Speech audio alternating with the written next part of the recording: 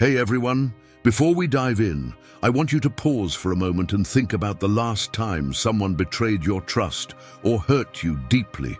That pit in your stomach, that burning sensation in your chest. We've all been there. But what if I told you that understanding why people hurt us isn't just about them, but about uncovering profound truths about human nature itself? Stay with me, because what I'm about to share isn't just another self-help lecture. It's ancient wisdom that has transformed my own life and could change yours forever. You see, after years of studying human behavior and diving deep into Stoic philosophy, I've discovered that when someone cheats on you or betrays your trust, it always comes down to just three fundamental reasons. And understanding these reasons isn't just about getting closure. It's about gaining the kind of wisdom that can protect you from future pain and help you build stronger relationships. The great Stoic philosopher Epictetus once said, "It's not what happens to you, but how you react to it that matters." Today, we're not just going to react, we're going to understand. And trust me, by the end of this video, you'll have a completely different perspective on betrayal and human nature. Before I explain these three reasons, I want you to remember something crucial. This understanding isn't about making excuses for those who hurt us. Instead, it's about gaining clarity and emotional freedom. As Marcus Aurelius wrote in his Meditations, the best revenge is to be unlike him who performed the injury. This video will show you exactly how to achieve that. Now, let's explore the first reason why people cheat or betray others. They're acting from a place of profound insecurity and fear. This isn't just my opinion. It's a truth that Stoic philosophers recognized thousands of years ago. Seneca, one of the greatest Stoic thinkers, wrote, "All cruelty springs from weakness." When someone betrays you, they're revealing their own weaknesses, not yours. Think about it. When someone cheats in a relationship, they're often not trying to hurt you specifically. Instead, they're desperately trying to fill a void within themselves. They're seeking validation, running from their own inadequacies, or trying to prove something to themselves. The person who seems so confident on the outside is often carrying deep wounds and insecurities on the inside. I remember counseling a friend who had been cheated on by his partner of 5 years. He was devastated, questioning everything about himself. But as we dug deeper into his ex-partner's behavior patterns, we discovered a person who had never felt worthy of love, who constantly needed external validation to feel valuable. Understanding this didn't erase my friend's pain, but it helped him see that the betrayal said more about his ex-partner's internal struggles than about his worth as a person. This brings us to a powerful insight from Marcus Aurelius. How much more grievous are the consequences of anger than the causes of it? When we understand that people's harmful actions often stem from their own insecurities, we can begin to free ourselves from the weight of personal rejection. The betrayal still hurts, but we can see it for what it truly is, a reflection of their internal battlefield, not our value. The second reason people betray others is rooted in what the Stoics called false impressions, mistaken beliefs about what will bring them happiness or fulfillment. Epictetus taught that people are not disturbed by things, but by the views they take of them. When someone cheats or hurts you, they're often acting on profoundly misguided views about what will make them happy.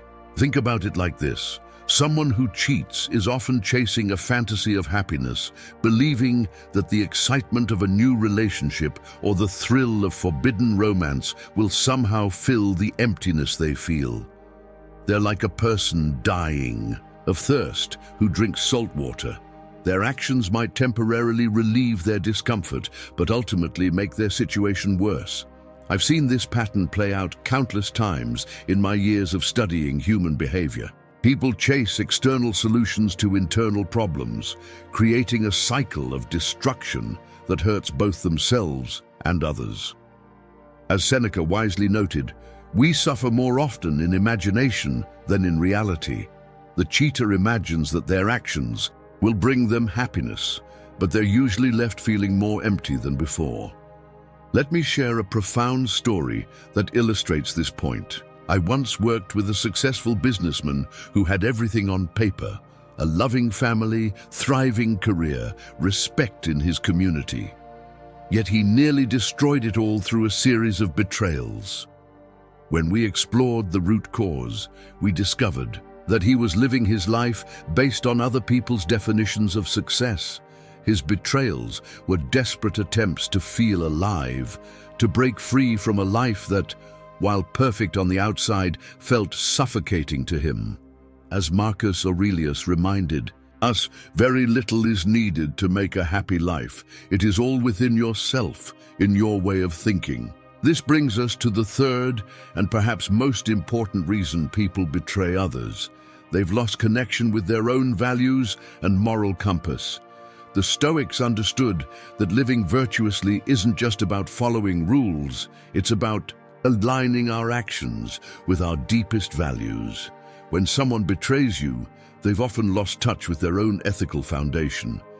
Epictetus put it perfectly when he said, "If you want to improve, be content to be thought foolish and stupid." Many people who cheat or hurt others are so afraid of appearing weak or vulnerable that they'd rather be destructive than honest about their struggles. They've lost the courage to face their own truth. But here's where things get really interesting.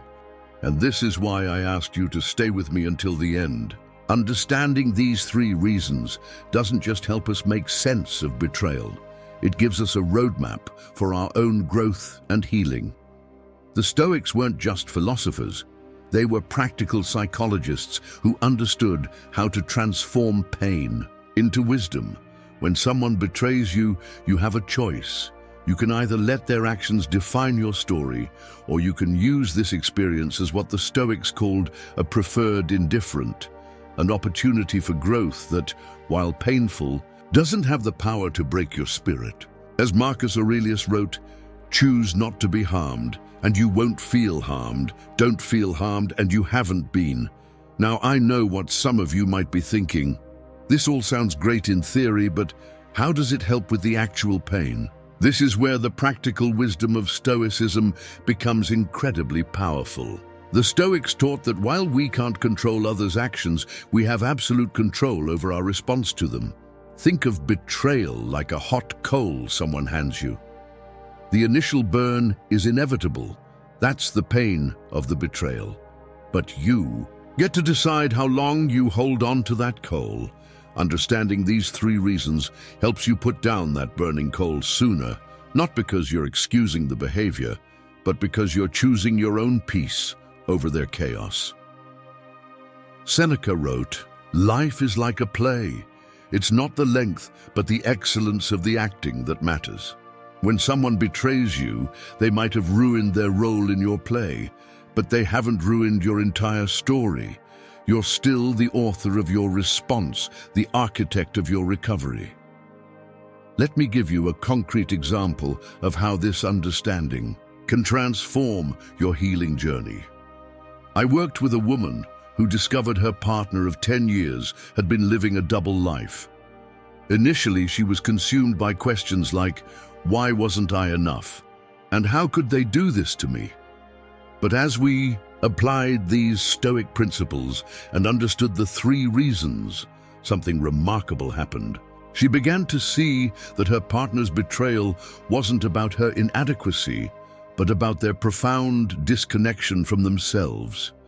She realized that while she couldn't control their actions, she could control her response to them. Instead of letting this betrayal define her, she used it as a catalyst for her own growth. As Epictetus taught, it's not what happens to you, but how you react to it that matters. Now let's tie everything together and see how understanding these three reasons, insecurity, false impressions about happiness, and disconnection from values, can transform your approach to betrayal and relationships moving forward. First, when you truly understand that people's betrayals stem from their own insecurities, you stop taking their actions so personally. This doesn't mean you excuse their behavior, but rather that you see it for what it is: a reflection of their internal struggle, not your worth. Marcus Aurelius put it beautifully when he said, "The best revenge is to be unlike him who performed the injury." By maintaining your integrity in the face of someone else's betrayal, you demonstrate true strength. Second, recognizing that people often act from false impressions about what will bring them happiness helps you develop compassion. Not necessarily for their actions, but for the universal human struggle to find fulfillment. This understanding can prevent you from becoming bitter or cynical about relationships. As Seneca noted, no person has the power to have everything they want, but it is in their power not to want what they don't have, and to cheerfully put to good use what they do have. Third, and this is crucial, understanding that betrayal often stems from a disconnection from values helps you strengthen your own moral compass. Instead of letting someone else's betrayal make you question all relationships, you can use it as motivation to build stronger, more authentic connections based on shared values and mutual growth. Let me share one final story that illustrates the transformative power of this understanding. I recently spoke with someone who had gone through a devastating betrayal 5 years ago. He told me something profound. Looking back, that betrayal was one of the best things that ever happened to me. Not because it didn't hurt, it did, terribly, but because it forced me to develop a relationship with myself that I never had before. I learned to validate myself instead of seeking validation from others. This is exactly what the Stoics taught about turning adversity into advantage. As Marcus Aurelius wrote, "The impediment to action advances action. What stands in the way becomes the way." Your experience of betrayal, while painful, can become the very thing that leads you to deeper wisdom and stronger relationships. Now, let's talk about practical applications. Here are some powerful ways to use this understanding in your own life. When you feel the sting of betrayal, remind yourself that hurt people hurt people. This doesn't excuse their behavior, but it helps you avoid taking it personally.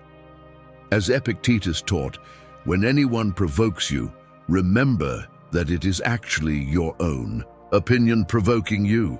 Use the experience as an opportunity to strengthen your own character. Instead of becoming bitter, become better. The Stoics believed that obstacles are opportunities for growth. Every betrayal is a chance to practice wisdom, justice, courage, and self-control. The 4 cardinal virtues of Stoicism. Practice what the Stoics called negative visualization. Imagine losing everything, and you'll appreciate what you have more deeply. This doesn't mean living in fear, but rather developing gratitude and resilience. As Seneca said, "He who fears he will suffer already suffers from his fear."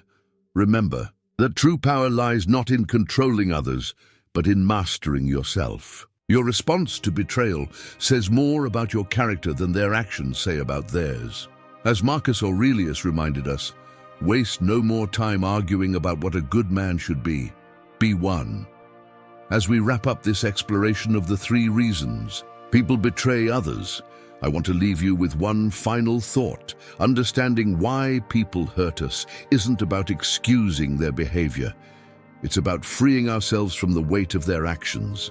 When you truly grasp these 3 reasons, you begin to see betrayal not as a reflection of your worth, but as an opportunity for growth and deeper understanding.